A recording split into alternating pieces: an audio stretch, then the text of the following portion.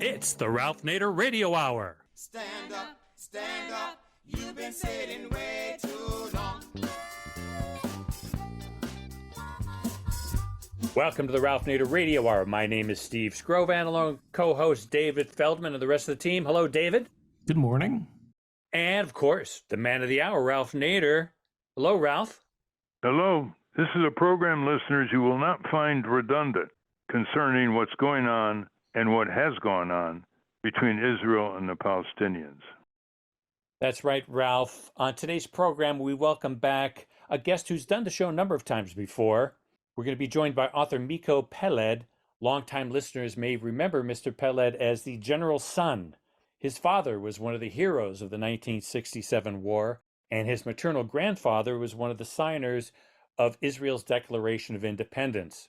We spoke to Miko previously about his turn from Israeli Special Forces Red Beret to staunch advocate for Palestinian rights.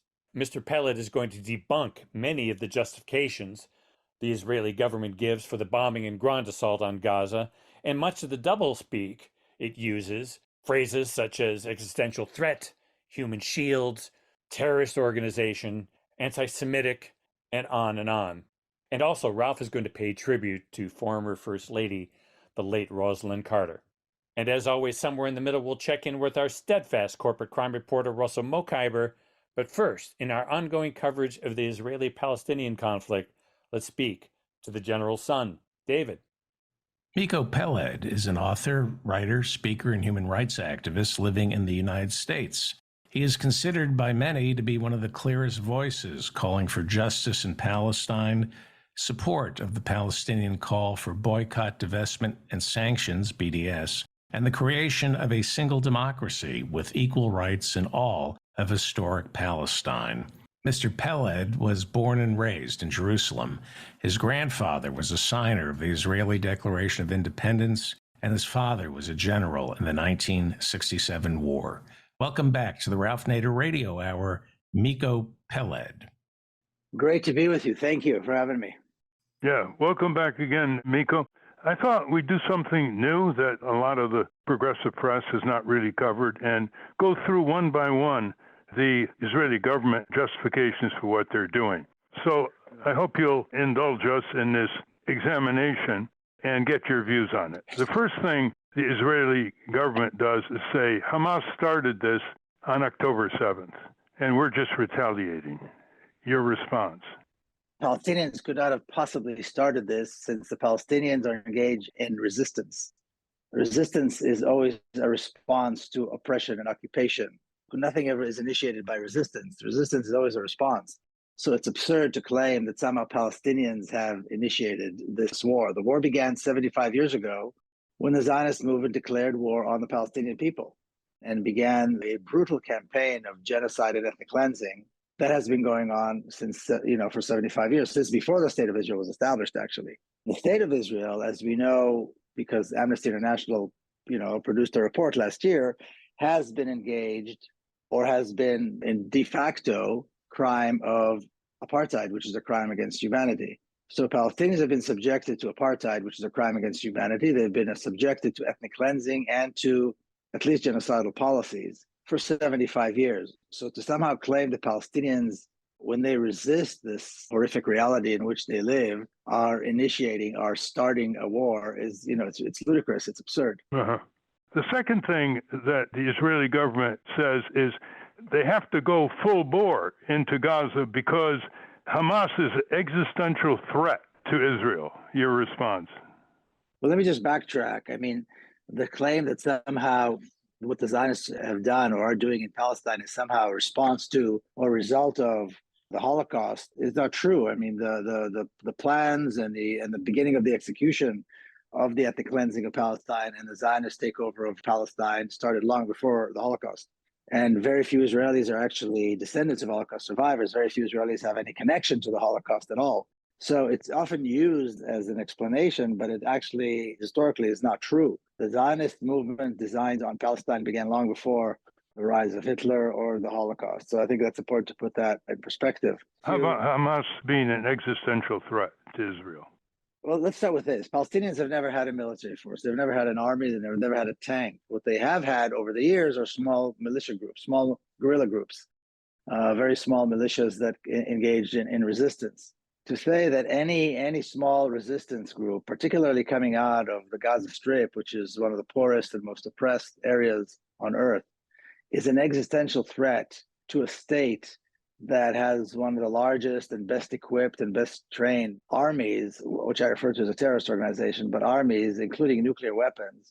I don't know how anybody can say this with a straight face. What we did see, however, which was very interesting on October the 7th, is that this small group of fighters that came out of the Gaza Strip, which I'll say again, is one of the poorest and most oppressed areas in the world, was able to paralyze the state of Israel and show that this entire Israeli army and all of its force are basically a paper tiger. So, I think this is really the reality. The fact that they're calling it an existential threat is absurd. The fact that they are inefficient, ineffective, and unable to defend their own citizens is due to their own fault, and they're all hubris and their own inability to function as a state and maintain an army beyond just killing civilians. And the third claim the Israeli government makes is they don't and have never intentionally targeted civilians. Columnist Charles Lane of the Washington Post bought this in 2 columns along with many other very little knowledgeable columnists in the U.S. press. They don't intentionally target civilians. Your response? Palestinians have never had a military. They've never had an army. So anything Israel does is targeting civilians. Now, in 1948, the ethnic cleansing of Palestine, these were all civilians. Over 1 million people, civilians, were thrown out of Palestine, and God only knows, I don't think there's even a number of how many were killed in massacres during that year. And then all the attacks against Palestinians in Gaza, in other places, in refugee camps around Palestine, and probably most dramatically over the last 10 years, these massive assaults against Gaza, where Israel kills thousands upon thousands of civilians. Anybody who says, it's absurd. It's absolutely absurd. Israel has been targeting civilians as a strategy. The strategy is to kill civilians. The strategy is to destroy Palestinians, to destroy their monuments, to destroy their homes, to destroy their history, to destroy their country. That is the strategy. It's absurd to say that Israel doesn't target civilians. Targeting civilians is all Israel ever does, because that its strategy, its declared goal is to get rid of the Palestinians. Well, since October 7th, they've bombed crowded marketplaces, schools, mosques, they always have. apartment buildings, homes, fleeing refugees at instructions of the Israeli military, and they bomb them fleeing to the south of Gaza. Another claim that the Israeli government is saying is that Hamas uses human shields. And before he responds to that, there's a letter by Charles D. Smith, who is a professor emeritus of Middle East history at the University of Arizona, author of the book Palestine and the Arab-Israeli Conflict. And in his letter recently to the Washington Post, he has this: in fact, Israel has used Palestinians as human shields for decades, including placing individuals in front of Israeli soldiers, making children move wires in homes to see whether the home was booby-trapped, etc. This practice was finally outlawed by Israel's High Court in 2005 after years of protest by human rights activists, end quote. What's your response? Hamas uses human shields. Urban warfare, by the way, listeners, involves going in and out of buildings and ducking here and there when your opponent has complete control of the air, the land, and sea with modern weapons. By the way, as you know, Miko, in the battle for Israel's independence, or what the Palestinians call unleashing the Nakba for them, the catastrophe, the Irgun and the Stern Gang, as it was called, these were the resistance groups, used all kinds of civilian buildings in going after the British soldiers who were controlling Palestine under the mandate flowing from World War I. Anyway, your response to the human shield, which they use all the time to divert attention from the slaughter of civilians in Gaza. Well, it's part of a larger argument, which is that Israel attempts to justify the fact that Israel is killing civilians by the thousands, to say that, well, the Palestinian fighters are somehow hiding, among population centers, and that is how they're using human shields. And I'll have two things to say to that. Number one, If anybody ever inquires, where is Israeli army headquarters? Israeli army headquarters in downtown Tel Aviv. It's in one of the nicest parts of downtown Tel Aviv, where all the nicest restaurants and cafes and apartment buildings and museums are. That's where Israeli army headquarters is. So does that mean that it's legitimate to the people who live in Tel Aviv, civilians who live in Tel Aviv are legitimate targets? You know, I used to live in San Diego. San Diego has several military bases right smack in the middle of civilian population. So does that mean that the people in California and Southern California are all legitimate targets? In other words, making this statement is so dangerous because it opens up possibilities of such horror that, you know, we're afraid to talk about, we're afraid to mention.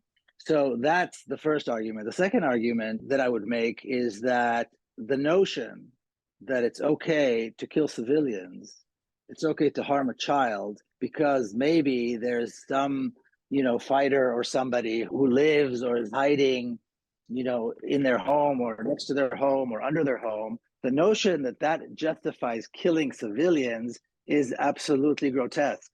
And that's precisely the problem. They're trying to justify something that is unjustifiable in any way, shape, or form by blaming the other side. No, anybody who is willing to harm a child because they think maybe there's a fighter who is in the vicinity is out of their minds. That is a total lack of humanity. That means there's absolutely no moral compass at all to anybody who argues that this is somehow justifiable. Let's look at the death toll.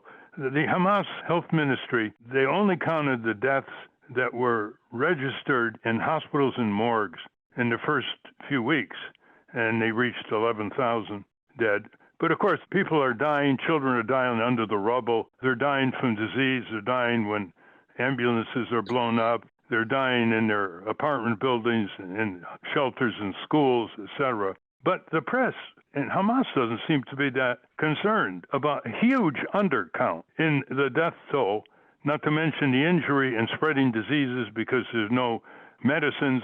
Even people with diabetes can't get insulin. People with cancer can't get chemotherapy. You have the elderly, you have the tiny babies who are dying without their parents around because their parents have been killed. I wrote a tweet the other day, Miko, that if 20,000 precision bombs and missiles were dropped on all the civilian areas of Philadelphia, which geographically is about the size of Gaza, you think there'd only be 14,000 fatalities? No hospitals, you know, nothing, just rubble. Of course, how do you explain this vast undercounting of the death toll, not to mention the injuries and the illness? Well, the only way I think to explain it is that, number one, the resources are very limited. Their ability to access those areas where all this destruction is taking place is limited. I mean, they can only go, there's nowhere safe. So in order to go and count the dead, you know, under the rubble of buildings, you know, all the buildings that were destroyed, you know, is a huge undertaking. You need resources, you need manpower, you need the time to do it while you're, you know, have to treat what the more urgent matters. So these things will probably surface, these numbers I'm sure will surface later on. But we know that, I remember listening to Matt Gilbert just a few days ago.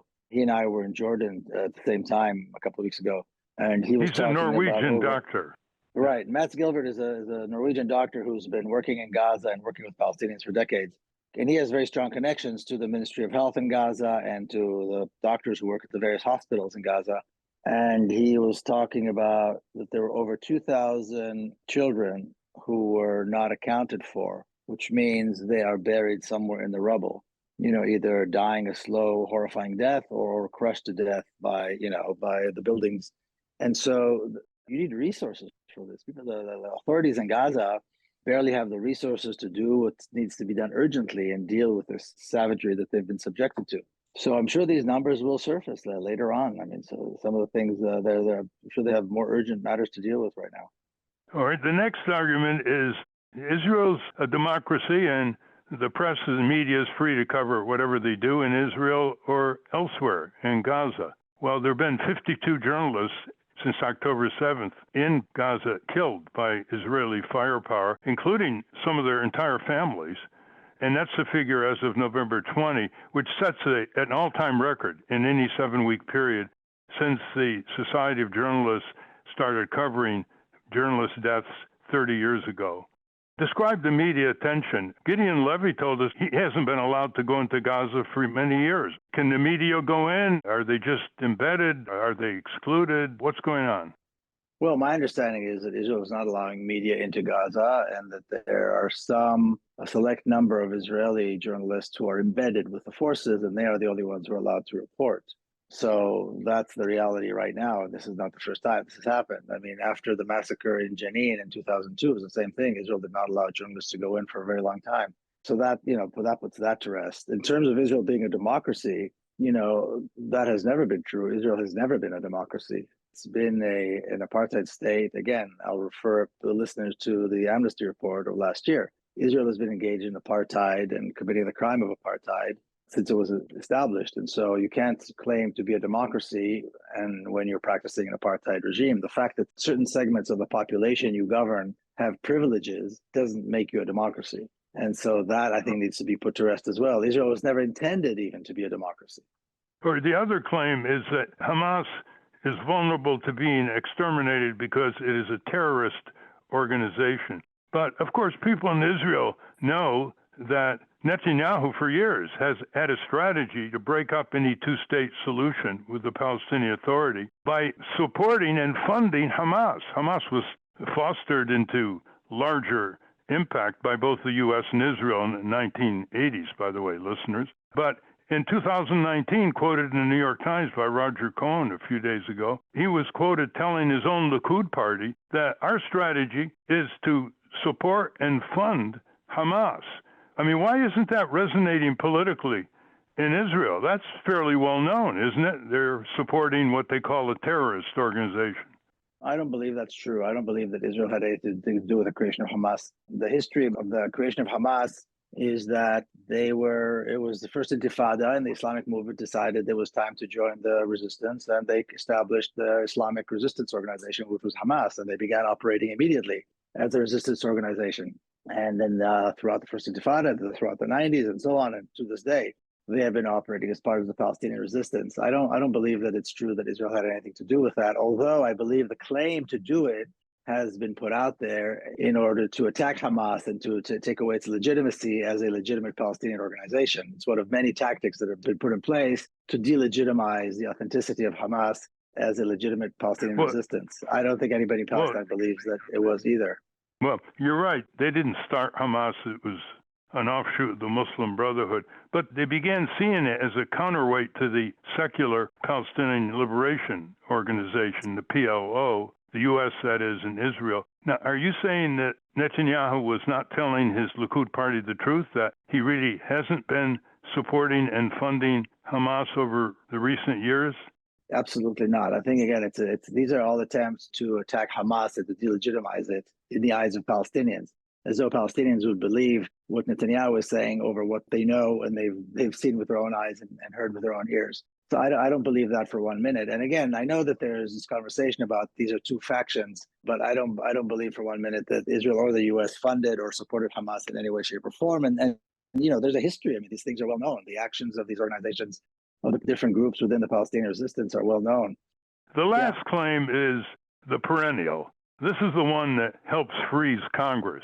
Anybody who criticizes the Israeli government for what they're doing to the Palestinians and other neighboring countries is called anti-Semitic. And the members of Congress are totally fearful of being targeted. Even Arab Americans like Darrell Issa from a safe seat in California, Republican, voted for one of the AIPAC resolutions a few years ago while Israel was in one of its periodic slaughters of Gazans. And he was asked, "You're Syrian American. You're very wealthy. You come from a safe district in Southern California. What are you doing adding to the 400 members of the House plus in condemning the Palestinians who are being slaughtered and, as Gideon Levy said, totally defenseless?" And he said, "I didn't want to be accused of being anti-Semitic."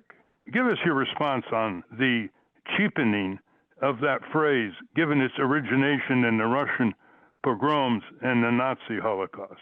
If you're not willing to take the heat, you should stay out of the fire. So anybody who is not courageous enough to stand up and speak the truth and stand up for what is right because they might be called this name or that name. It's cowardice, it's hypocrisy. And that's all I have to say. I mean, being called anti-Semitic is a small price to pay when you talk about standing for the rights of millions of people who have been living under such terror for so many decades. So that's all I have to say. I mean, the claim itself is, of course, absurd.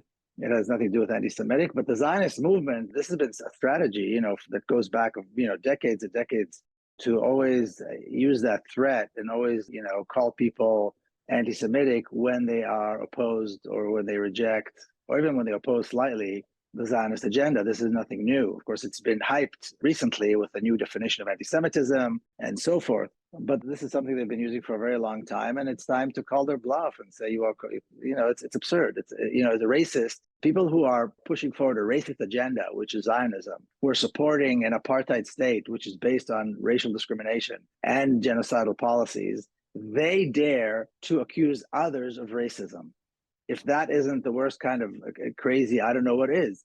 And nobody dares to stand up and say, how dare you allow yourself to call other people racist when you engage in racist genocidal policies? And by the way, if American institutions, both governmental and non-governmental, claim to have zero tolerance for racism, why in the world do they allow Zionist groups, pro-Israel groups, to function on campuses? Why do they have Zionist groups lobbying throughout the country for all these different aspects of Israeli agenda? You know what I mean? If there's zero tolerance for racism, there should be zero tolerance for Zionism, because it is like anti-Semitism. Zionism, like anti-Semitism, like white supremacy, and all other forms of racism, are all racism, and there should be no tolerance for all of them. And again, politicians like Darrell Issa and others who are afraid to stand up because they don't want to take the heat, it's the worst kind of cowardice, because number one, it's so easily refuted. It's so easy to refute the claim that this is anti-Semitism. I'm sure you've been subjected to this as well. And it's so easily refutable. So rather than stand up and refute it and argue and stand for what's right, people are cowards. And that's the only thing you can say about that. Well, the real armed forces backing anti-Semitism now in the current situation is anti-Semitism laced with genocidal intent and implementation against the Arabs of Palestine. You have often spoken of the way you're treated as an Israeli citizen, even though you're a very prominent defender of Palestinian rights, the way you're treated in Israel when you go to the airport and go into Israel, compared to the way Palestinians are treated in the West Bank or in Israel proper. Can you give us a description of that comparison, sort of the definition of what apartheid is really all about? Apartheid is all about providing or giving privilege to a certain segment of the population. So the state of Israel, the apartheid regime, which is known as the state of Israel, has declared itself a state for Jewish people. So if you're not Jewish, and now if you're going to establish a Jewish state in an Arab country where the majority of the population are Arabs, in this case Palestine, then you have to engage in ethnic cleansing in order to create some kind of a majority. You have to engage in at least genocidal policies, if not outright genocide. And you have to impose an apartheid regime, which will provide privilege only to the segment of the population that you prefer, which in this case happen to be Israeli Jews. So, and by the way, all three of these, are defined as crimes against humanity, which, like you said, many of the definitions came out after the Holocaust.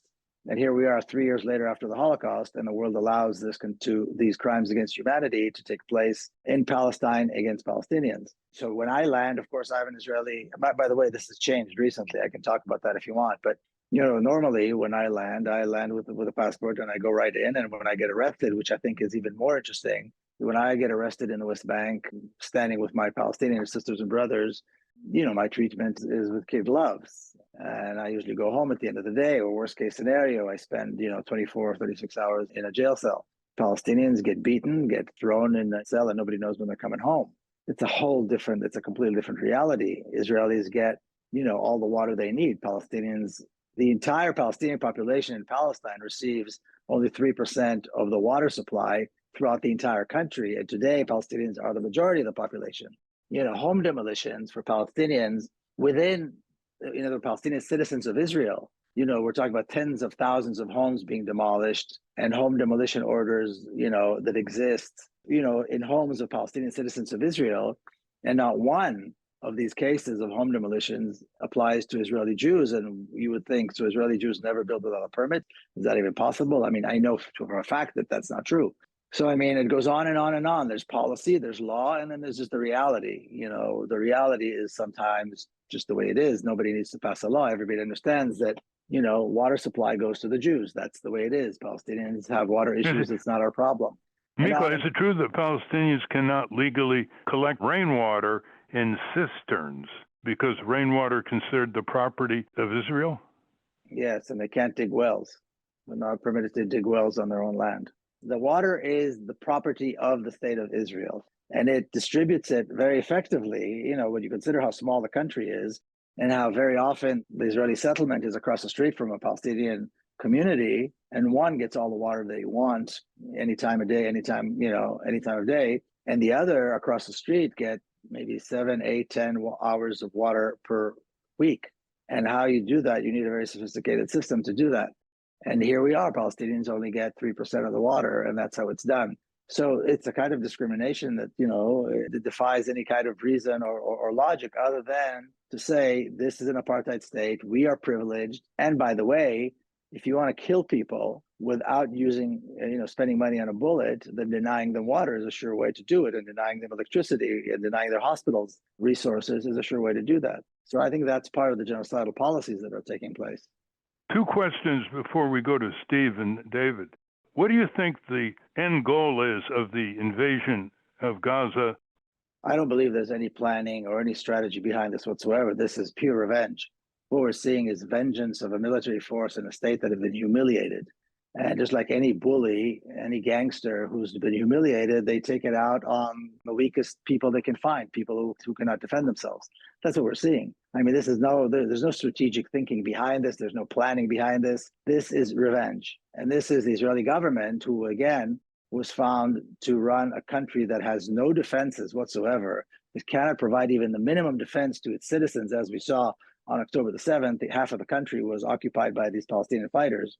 And the country is still paralyzed, by the way.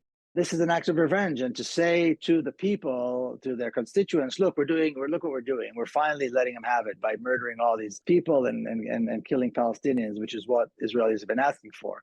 So there's no thinking beyond that. It's revenge for the sake of revenge. It's savagery for the sake of savagery. It's brutality in its purest form. There is no other reason than the brutality itself. It's killing for the sake of killing so that they can show they're doing something bad.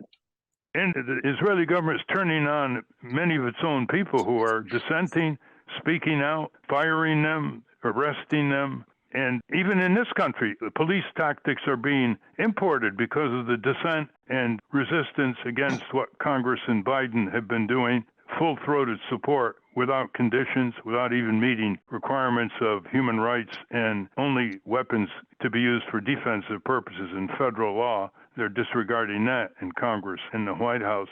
So how do you characterize the resistance? How long will it be before the Israeli people will oust Netanyahu and his coalition? He's now lower in the polls than he's ever been in his long career in Israel. What's your prognosis? Well, the first part of the question, what I was going to say, I was in Jordan. I was planning to go across the river to the other side, to Palestine, and I was advised that I would probably be arrested, and nobody knows how long that process would take. So I ended up staying in Jordan.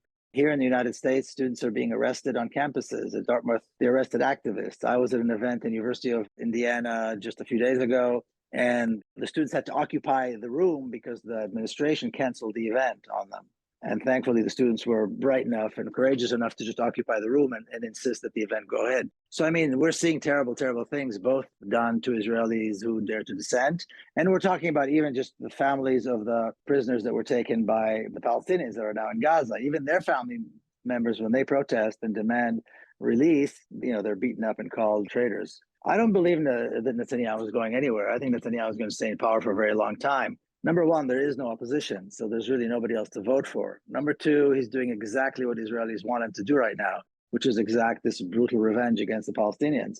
And, Israeli politics, and you know this well, it's a game of musical chairs. And in this particular case, over the last, more than a decade now, Netanyahu always maintains his position as the prime minister, and all the other chairs, all the other children, run around and try to capture whatever chair they can, the best seat that they can. But I don't think Netanyahu is going anywhere. I don't think Israelis are going to unseat him because they don't have, number one, there's nobody else that can do what he's doing. and they know it. And everybody's involved. There's nobody to vote for that hasn't been part of this catastrophic failure of the Israeli government, and that is providing any kind of opposition to what Netanyahu is doing. Everybody on this issue is together. So I don't believe Netanyahu is going anywhere anytime soon at all. It's quite extraordinary because in many parliamentary systems, from Japan to Europe, if there was an October 7th colossal military and intelligence failure like this, they would have immediately resigned. They would have been pushed out. The government would have collapsed. But then, as you indicate, Israel is not exactly a parliamentary democracy. You think they won a larger war into Lebanon and taking over all the West Bank and Gaza and driving the residents into the desert toward Jordan and Egypt? You think that's what we're going to see in the next few weeks? Well, I think that might be what they want, but I don't think we're going to see that. They don't have the capability to do that. They don't have the capability to do that. The king of Jordan and the Egyptians said absolutely they will not take any more refugees, and that's that. They made it very, very clear very early on. So that's not happening. They will kill. I mean, the number of prisoners has doubled. Israel had 6,000 prisoners on October the 6th, and today there are double, almost 12,000 Palestinian prisoners being held in Israeli jails. And they are terrorizing Palestinians everywhere. They're killing Palestinians everywhere they can. I'm sure they want all the Palestinians to disappear into the desert, but that's not going to happen. They're never going to get that. And I don't think they have capability to push for that either. So the best thing that we're going to see, the best thing that's going to happen for Israel is that this is going to go on, and then there's going to be some kind of a ceasefire, and then Israel will violate the ceasefire. They're going to try to keep killing and destroying as long as the rest of the world allows them to do that. And when the world decides to stand up and stop Israel and impose sanctions and boycott and divest from Israel and turn Israel to the pariah it needs to be and kick Israel out of the Olympics and make sure that Israeli teams can't participate in sports and Israeli diplomatic missions are closed down and on, then we will see a change. And then we'll be able to talk about a real future, for Palestine. We've been talking with Miko Peled, author of General Son, really gripping book about how he came to be a champion of Palestinian rights. He served in the IDF. His sister's daughter was killed in a Palestinian assault. That brought him to focus on the cause of all this, the dispossession of Palestinians and the oppression of Palestinians. But it goes back further than that, Miko, when in the late 1940s, his father was a high military ranking officer. And when the Palestinians fled and evacuated some of their very nice homes in the cities, Miko's mother and father were offered a choice of homes. Which home would you like? And Miko's mother said, none of these homes. They don't belong to me. They belong to the Palestinians. So I think that might have been the upbringing spark that led you to be who you are today, Miko. Steve? Yes, thanks, Ralph. Miko, what is your vision for this area of the world, Israel, Palestine, and how would you achieve that vision? Well, to begin with, I think we need to refrain from calling it Israel. I think Israel is the name that the apartheid regime has given the country, and that has no legitimacy. So by using the name, I believe we legitimize it.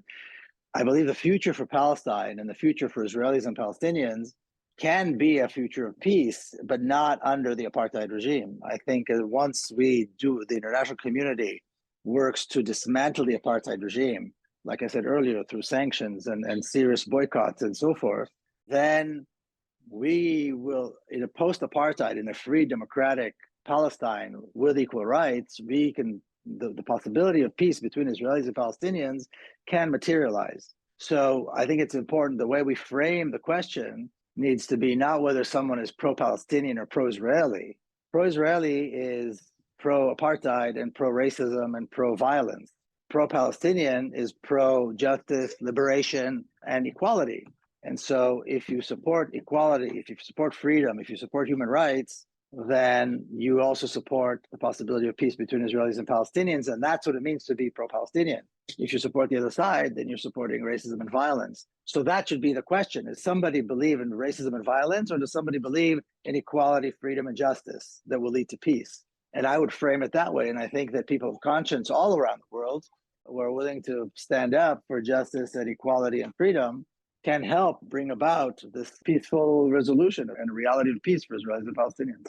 Well, in 2002, The Arab League, representing 19 Arab nations, proposed to Israel that if they went back to the 1967 borders and accepted a two-state solution, they would open diplomatic and economic relations between all these nations. In Israel, they kept repeating this. They put full-page ads in the New York Times, the Arab League. Israel completely ignored it. Washington completely ignored it. What is your argument against a two-state solution, which is often seen as unlikely, but more likely than a one-state solution that you espouse? So, here's the long answer, okay? On the last day of the 1967 war, the fifth day of the war, which was basically the fifth day was the last day, the Israeli military high commands had their first meeting post-war. And during that meeting, my father stood up, still in uniform, and made the statement that, now Israel is clearly strong and is here to stay. And therefore, it is now time to make peace with the other people who we share the land with, which are the Palestinians. And he proposed what we know today as a two-state solution, where the Palestinians would be allowed to establish their own state in the West Bank, the Gaza Strip, and East Jerusalem. And this is what we know today as a two-state solution. As he was saying these words, two things happened. Number one, at the same time, Israeli bulldozers were destroying Palestinian towns, villages, and neighborhoods and building massively in those areas for Jews only. Immediately after the 67 war, they were doing it as the war was over. They didn't wait a year, 2 years. This happened immediately. And he was taken aside by his friends, by Yitzhak Rabin and others, to say, what the hell are you talking about? Why in the world would we, as they say, give back these territories that we finally took? And, we just finished the job of 1948. I mean, that's how they framed the 1967 assault on their Arab neighbors, as finishing the job of 1948. So, and then since then, all the way to this day, more than 50 years, Israel has done everything it possibly could to make sure that a two-state solution would never happen, would never be possible, and they succeeded.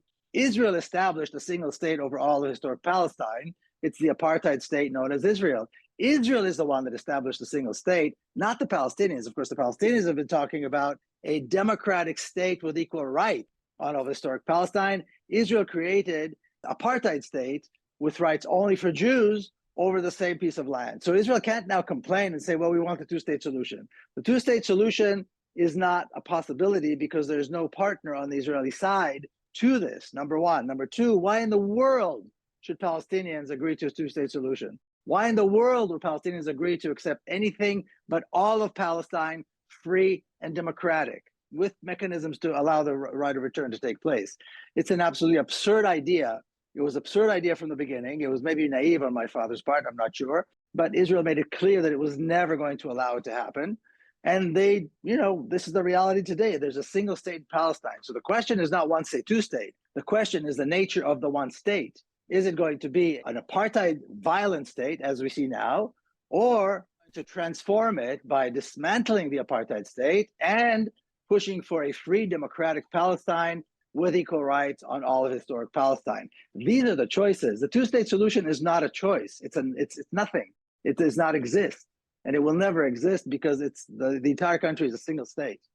And what you're saying is one state already exists, but it's an apartheid state, and you want to make it democratic for all people who live there. Is that correct? Exactly. And the Zionist movement created the one state. The Zionist movement made it impossible to separate Palestine. I don't think the separation of Palestine was a good idea to begin with. I don't know why Palestinians should agree for anything and then all of their country, state on all of the historic Palestine. But, Israel has established this. Israel can't complain when Palestinians say from the river to the sea, because Israel established a state from the river to the sea. Israel created this, and now they complain when Palestinians say we want the country to be free from the river to the sea, as opposed to apartheid from the river to the sea. But the notion of a single state from the river to the sea was established by Israel, not by Palestinians. David? So with apartheid and the dismantling of it, you would have to have a truth and reconciliation process. Was South Africa's truth and reconciliation process the gold standard?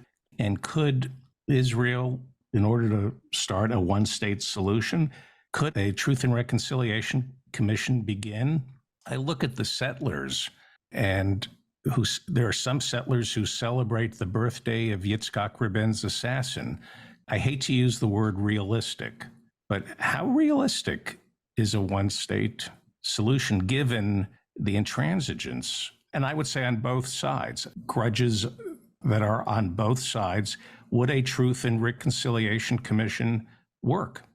After Miko? apartheid falls apart, like in South Africa, the Truth and Reconciliation didn't happen until apartheid collapsed. After apartheid collapsed, and it's not going to collapse because Israelis agree. It's not going to collapse because Israelis wake up one morning in a good mood. Israel is going to have to be forced on its knees. Just like South Africa, whites in South Africa were on their knees. We're talking about severe sanctions. We're talking about closing down all diplomatic missions. We're talking about not allowing Israelis to participate in sporting events, cultural events, any events, academic arenas. They need to be shunned. Israeli society and the apartheid state that they created needs to be brought on their knees.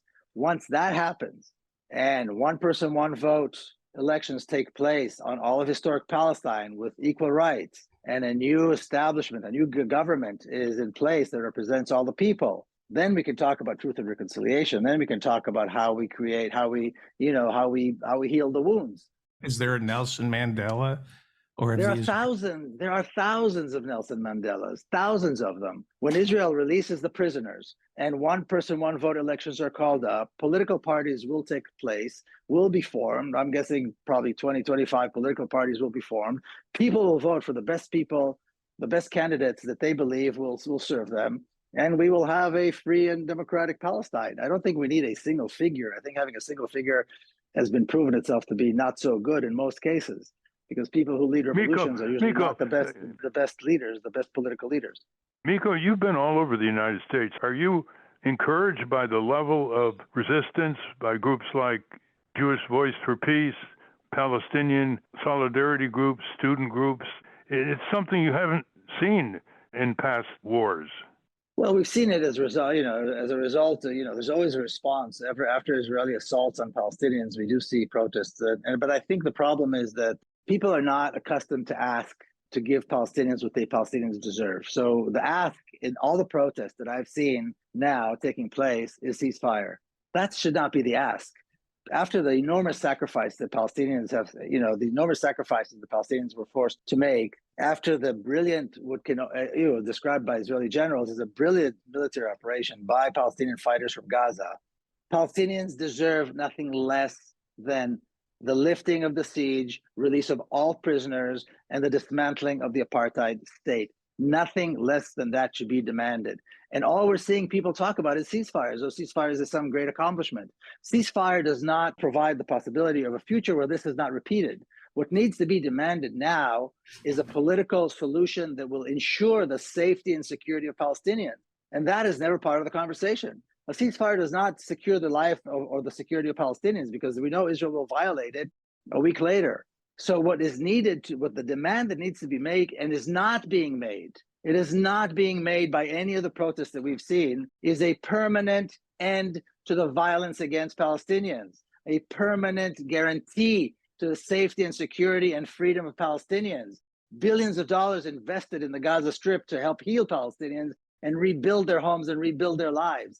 That should be the ask, nothing less than that. Palestinians deserve the moon right now. They have shown enormous sacrifice. They've shown enormous courage. And all people talk about is a ceasefire, as though that's going to change anything. We have to demand everything for Palestinians and be relentless with this ask, nothing less than that. And unfortunately, I'm not seeing that demand being made anywhere. Well, it's just the reverse on Capitol Hill. They want to pass $14.3 billion in addition to the annual budget for Israel to send more munitions and arms and exacerbate the situation further. Do you ever have members of Congress ask you to come up there and have a conversation with them? Have you ever gone up there and talked with some of the legislators and their staff? No, I mean, here and there is, speaking to, Rashida or Rashida Tlaib or somebody like that. But no, of course not. I mean, but the problem is not that. There are two problems, I would say, actually. One is there is no Palestinian presence in Washington, D.C. So even if the decision makers, even if the legislators wanted to make an informed decision, they can't, because nobody's presenting the Palestinian side of the story. So all they hear, and all Americans actually hear for that matter, is a very compelling myth, a very compelling lie that is being perpetrated by Israel, and there's nobody presenting the other side of the story. So in the absence of the other side of the story, nobody can make an informed decision, even if they were inclined to do so. And as a matter of fact, me and a few others right now here in DC are engaged in an initiative to start and establish a place here in Washington, DC. We're calling it Dar al-Hurriya, or House of Freedom, that will do just that. That will fill that void of having a presence in Washington, D.C. that will counter these campaigns by the Zionists, that will counter the hundreds of emails that every congressional office receives, that will counter the story, that will, there will be a balance to what the press is receiving, to what the diplomatic corps is receiving, and what the American people are hearing. Because right now, there's nobody doing that. So again, in the absence of that, there's not going to be change. I think that's one thing. And that's a big one. That needs to happen and has to happen immediately. And we're working as fast as we can to put this together right now, this, Dar al-Hurriya. And the other thing is that as constituents, we're not demanding enough. There's a gap, and we've seen this in Europe, we've seen this in other countries. There's a huge gap between the public support for the cause of justice in Palestine and what happens in the halls of power. And it is our responsibility to close that gap. So here in America, it's particularly difficult, again, because there's nobody presenting in a strategic, intelligent, systemic, and well-funded manner, the case for Palestine, if you will. How do people want to support this? Contact you or your group? They can email me, mikopeled@gmail.com. They can just email me or send me a message on any of the social media platforms. I'm on all the social media platforms working on this right now. Last question, Hannah? Thank you, Ralph. Miko, in order for there to be an apartheid state, the state needs to define who is in which racial category. How does the state of Israel define Jews, and what relationship does the International Birthright Program have to reinforcing the ruling class in Israel? Well, one of the most contentious political issues since the state of Israel was established was trying to define or avoiding defining who is a Jew. There have been attempts to pass laws, to pass legislation defining who is a Jew. It's called the who is a Jew question, the who is a Jew legislation. And of course, they don't want to do that because there are lots of different definitions, and they are scared that if they, go with one faction, then they're going to alienate somebody else. So there is no definition of who is a Jew other than somebody who was born to a Jewish mother, and that's it, or converted. And the conversion issue is a very, very, very, contentious issue, because the Orthodox don't accept the other conversions and so on. But basically, if you are a Jew, your ID, and Israelis all have like an ID card. If you're a Jew, it says Jew. If you're not a Jew, it says Arab. And that's how they differentiate. Now, if you show up at the airport with a passport, Israeli passport, and you don't look necessarily like an Arab, and they look at you and they smile and say, hey, how are you? And as soon as they open the passport, they see the name or they see the designation. That's it. The story, you go through a completely different kind of processing. And it's not just at the airport. I mean, if you apply for a mortgage, if you want to buy a house, if you want to open a bank account, if you want to get a driver's license. I was speaking to friends of mine in Lid, the city of Lid, which is the occupied city of Lid, where Tel Aviv airport sits. And they're building massively there to bring more Jewish residents to the city, because it's a mixed city. It's about 40% Palestinian. And so they're building massively. So this gentleman I was talking to went to register to buy an apartment, and they told him, sorry, it's all full. The list is full. An Israeli Jewish friend of his went to register, and they said, oh, sure, we got lots of spaces. Which one do you want? And he said, wait a minute, but my Arab friend was just told that you're full, that there are no more apartments available. And they said, well, what do you want? We can't let Arabs come in to live in these developments, because if they do, nobody else would want to buy. Nobody else would lease from us. So I mean, this is openly done in every aspect of life. If you're an Arab, you get a completely different treatment. And of course, there's the Israel passed the nation state law. And like I described earlier, the home demolitions and water distribution and all of that. So Israel knows it's a very effective system. Not everything is necessarily set in law. Some things are just, the way they are, the way it is, and people accept it. In terms of birthright, I think birthright was a failed attempt to try to get young American Jews to come and live in Israel. That it was a massive, as far as I know, it was a massive failure. Well, we've been talking with Miko Peled, author of the book General's Son, for more on his views about a real political solution for the Palestinians and Israelis alike. Susan Price interviewed him in a publication called Green Left Weekly, October 31st, 2023, issue 1393, for anybody who wants to go further. Before we conclude, anything that you would like to say that you haven't been asked about? The only thing I would say is that we have to start realizing that what is realistic or not realistic is up to us. The Arabs always talk about, Salahuddin, the day when Salahuddin returns. Well, there's no Salahuddin. We are Salahuddin. We are the ones who have to make the change. So if we want to see the possibility of peace between Israelis and Palestinians materialize, we have to act in order to bring down the apartheid state and create a just, democratic, free Palestine with equal rights. It's going to be up to us, and we're going to have to push hard on the legislature, all elected officials, from school people running for school board all the way to people running for national office. Number one, and number two, we have to push back on the media. Bill Maher and Jordan Peterson and all the networks, when they interview Netanyahu and when they interview Israeli spokespeople, they never push back. They never push back, and if they push back a little bit, then it becomes a big deal. So we have to demand, as consumers of the media, that they push back against these criminals. So that I would just say that, and I think if we do that, then yes, we will be able to see peace between Israelis and Palestinians materialize in a post-apartheid democratic Palestine, on all of historic Palestine. Well, thank you very much for the time and the content of your presentation, Miko. And I hope that we have advanced the public information on this issue, especially in the first part of the hour when we let you respond, as the mass media doesn't let you respond, to the claims that the Israeli government makes to justify the current slaughter in Gaza. Thank you very much, Miko. Thank you. Thanks for the opportunity. Appreciate it. We've been speaking with Miko Peled. We will link to his work at ralphnaderradiohour.com. Up next, Ralph is going to pay tribute to the late First Lady Rosalind Carter. But first, let's check in with our corporate crime reporter, Russell Mokhiber. From the National Press Building in Washington, D.C., this is your Corporate Crime Reporter Morning Minute for Friday, November 24, 2023. I'm Russell Mokhiber. Department of Justice prosecutors are empowered to resolve serious corporate criminal allegations through deferred prosecution agreements.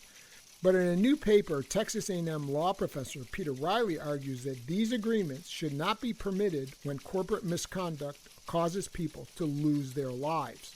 Riley is calling on Congress to immediately outlaw the use of deferred prosecution agreements in addressing federal allegations of corporate misconduct when the wrongdoing leads to one or more human fatalities.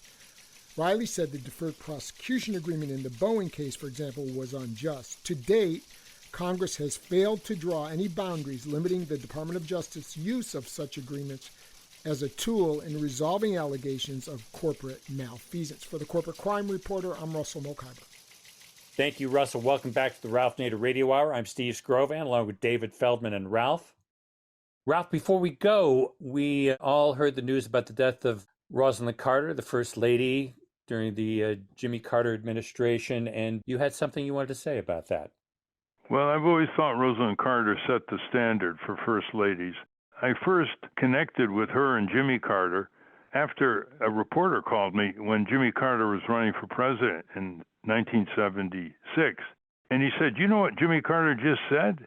I said, "What?" He said he was going to ask you for nominees to head the federal regulatory agencies. That's where he's going to get his names. I said, well, I've never experienced that before by a president or a presidential candidate. And next thing I knew, he invited me down to Plains, Georgia for a weekend. And before I knew it, I was assigned to be an umpire for the softball game between the campaign workers for Jimmy Carter and the media reporters who were there. And then I was invited for dinner at Rosalind and Jimmy's modest home to stay overnight. And they made me black-eyed peas. I had a very modest meal with them, a lot of conversation, in a very modest home. They really were pretty authentic people. They didn't pontificate. They weren't pompous. And it's really sad to see that she's no longer with us. She was a great leader on paying attention to mental health situations that affect millions of people in the United States, and were often stigmatized if they admitted they had such a mental health problem. And she helped erase that stigma, and she was indefatigable and very low-key, Southern accent. They called her the Steel Magnolia. So it's very, very sad to see her go.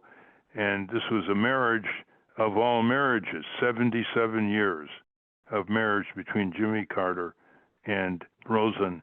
Jimmy Carter is now 99. He is in hospice in his little modest home in Plains, Georgia, and I'm sure his grief is deep beyond belief.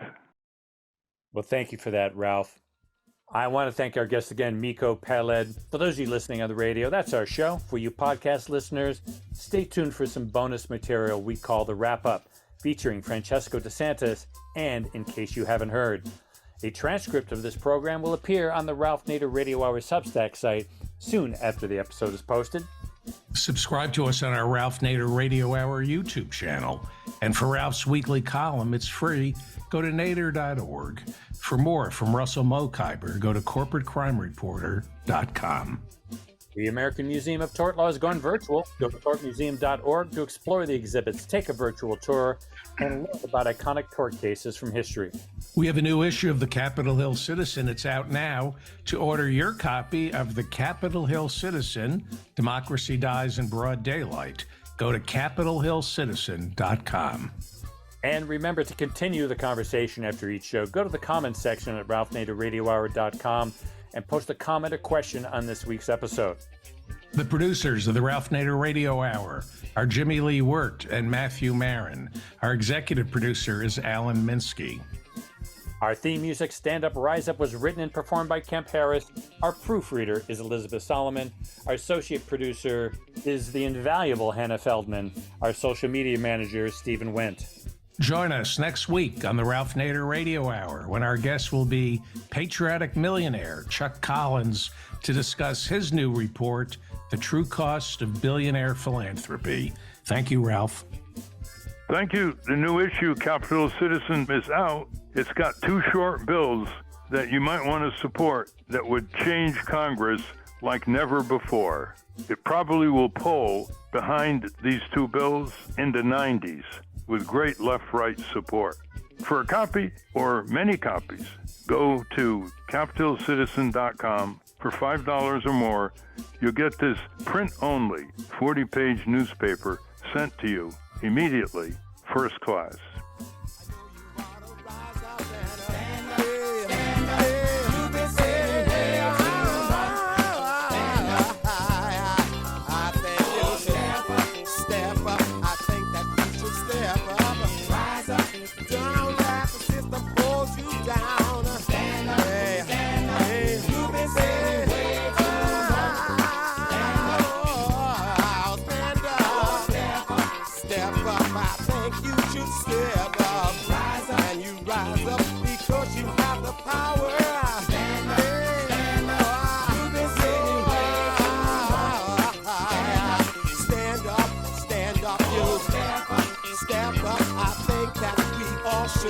Rise up, and you rise up, and you rise up, stand up, and you rise up. You've been sitting way too long.